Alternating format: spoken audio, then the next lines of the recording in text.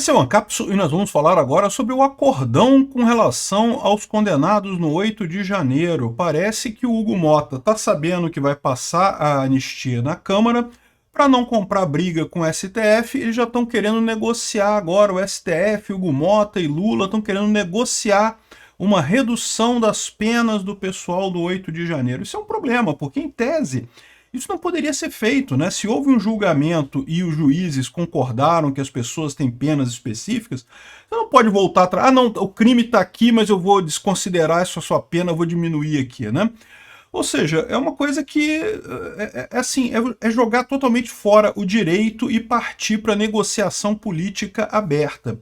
Isso daqui indica para mim que está havendo um desespero por parte do STF e do Lula, porque sabem que vai passar a anistia na Câmara. Vamos entender esse caso aqui. O que poderia resultar disso, né? Essa notícia foi sugerida por Peter via Globo e põe a culpa na mamãe. Peter é reptiliano, eu posso provar, e várias outras pessoas. Obrigado aí ao pessoal que sugeriu notícias lá no nosso site, no visãolibertaria.com. E obrigado a você que está assistindo o nosso vídeo. Se você gosta do nosso conteúdo, por favor, deixa o seu like e se inscreva aqui no canal, né? Pois bem, a gente tem a notícia agora de que Hugo Mota quer que Lula e STF em acordo para reduzir as penas do 8 de janeiro em nome da pacificação nacional. Pode ter certeza uma coisa, tá? Se não tivesse nenhuma chance de passar anistia na Câmara, eles não iam estar se movendo nesse sentido. É porque eles já perceberam que vai dar merda, que vai passar anistia na Câmara, e aí agora estão querendo fazer de outra forma, né? Aquilo que eu falei para vocês, o caso da Débora, né, do batom lá, a moça que escreveu Perdeu o Mané na estátua, furou a bolha, o pessoal todo está conscientizado com essa história, a chance de passar a anistia é muito grande. O Nicolas está falando que já são 239 assinaturas, faltam só 18 hoje, ou seja, a gente está muito perto de chegar nesse limite e forçar o Hugo Mota a uma votação da anistia para o 8 de janeiro, né? E aí vieram com esse papo aqui, a Rede Globo veio com esse papo. Lembra das fases do luto, né? Você sabe que tem as fases do luto, né? Que é primeiro a negação, depois a negociação, depois a não sei o que lá.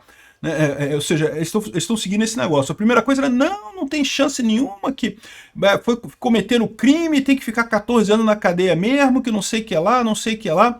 Aí agora já estão falando em negociação. Não, vamos negociar, quem sabe a gente consegue fazer um acordo para reduzir as penas do 8 de janeiro em nome da pacificação nacional e coisa e tal. Você pode ter certeza do que eu estou te falando. Se eles não tivessem o risco de passar o projeto da anistia, mas nunca que eles iam estar preocupados com pacificação nacional. O STF não quer pacificar nada. Olha aqui a notícia que sai aqui na coluna do Estadão, né? O presidente da Câmara, o Hugo Mota, procurou o presidente Luiz Inácio Lula da Silva e ministros do STF com o objetivo de construir um acordo para a revisão das penas dos condenados pelo 8 de janeiro com o intuito de pacificar o país. Então, repara que aqui, por si só, isso é uma coisa impossível, porque não deveria haver, né? Em tese, o judiciário deveria ser um poder totalmente independente. O juiz é um cara técnico que aplica a lei. Se a lei diz que a pessoa tem que cumprir tal pena, a pena é aquela. Não tem negociação. Que negócio é esse de negociação, né? Então, de novo, eles estão querendo uma coisa aqui que, em tese, é impossível, mas a gente já sabe que o STF, a essa altura do campeonato, já está fazendo pura política, não está fazendo mais nada de direito, já ignorou as leis, já ignorou todo o devido processo legal, então estamos nisso, né? O deputado, o Hugo Mota, o presidente da Câmara, já conversou com pelo menos 5 ministros da Corte, Alexandre de Moraes, Luiz Fux, Dias Toffoli, Barroso e Gilmar Mendes. Além disso, na viagem, conversou com Lula e não sei o que lá. O Mota não fala nada sobre isso, né? E aí, lógico, o jornal Estadão fala que não, porque a pesquisa divulgada mostrou que 56% dos brasileiros são contra a anistia. Eu já expliquei para vocês que essas pesquisas são furadas, as perguntas que eles fazem não foram se você é a favor da anistia ou não. Eles perguntam se você acha que quem foi condenado pelos crimes do 8 de janeiro deve cumprir a pena. Ou seja, a impressão que a pessoa tem é, se a pessoa foi condenada, ela tem que cumprir a pena, né? Ou seja, né, é errado, eles fizeram a pergunta de forma específica para obter a resposta de que a pessoa é contrária àquilo, né? Então, só que o Mota está querendo fazer isso aqui, um acordo para separar o joio do trigo e garantir que o Supremo faça um ajuste nas condenações propostas. Ou seja, qual que é o problema deles aqui? O problema deles aqui é aquilo que eu falei para vocês. O caso da Débora explorou muito claramente. Não é o único caso, não. Tá? Eu estou para dizer para vocês que se você pegar todo o pessoal que foi condenado a penas de 17, 14 anos de cadeia pelo STF, a maior parte ali se enquadra no mesmo caso da Débora, ou seja, não tem prova nenhuma que tenham feito alguma coisa, tem uma foto deles em algum lugar lá que prova que eles estavam lá, e só isso, nada além disso, né? E este é o problema do STF, como eu falei para vocês. Se eles liberarem para a Débora, eles vão ter que liberar para praticamente todo mundo. E se eles liberarem para praticamente todo mundo, então cadê o golpe? Porque se todo mundo foi inocente naquele negócio, tinha só meia dúzia de gato pingado que eles conseguiriam provar que realmente, sei lá, o cara que quebrou o relógio, aquele cara que quebrou o relógio, pô, tá evidente que ele quebrou o relógio ali.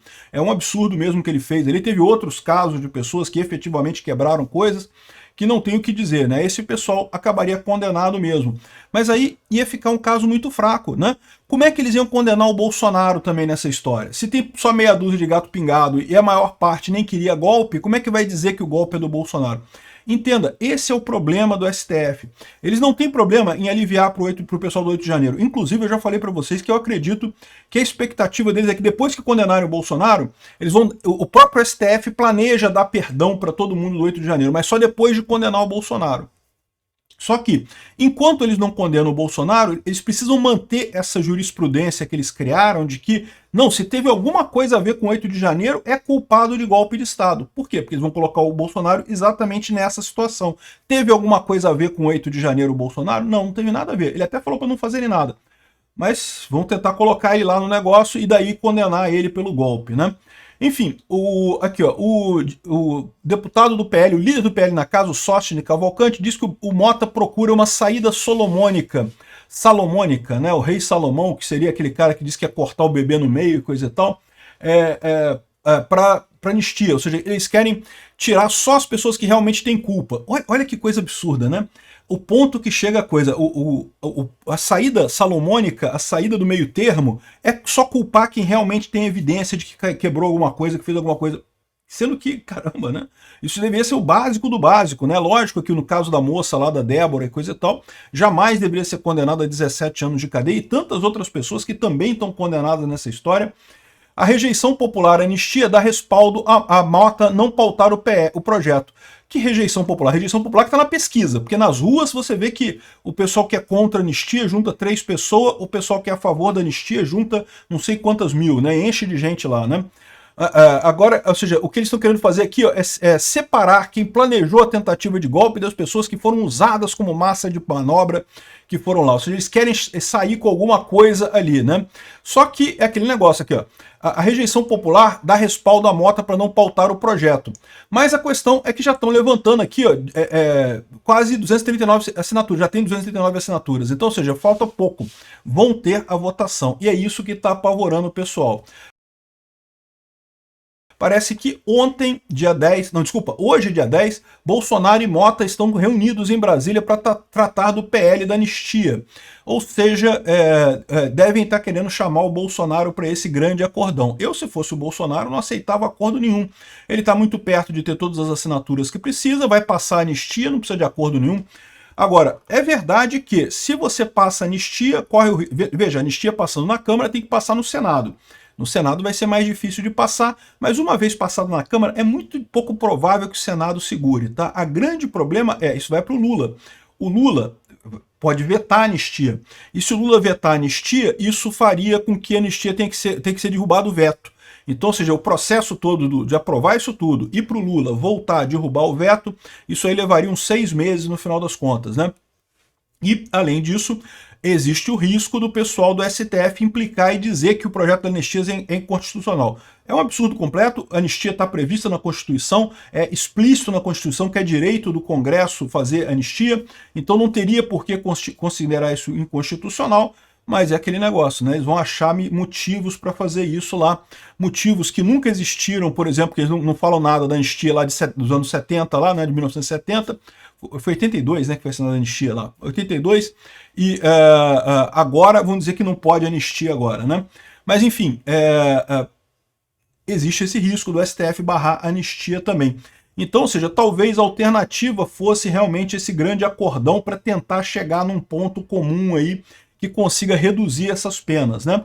Eu, sinceramente, preferia que fosse aprovada a anistia mesmo e partir para a briga com o STF.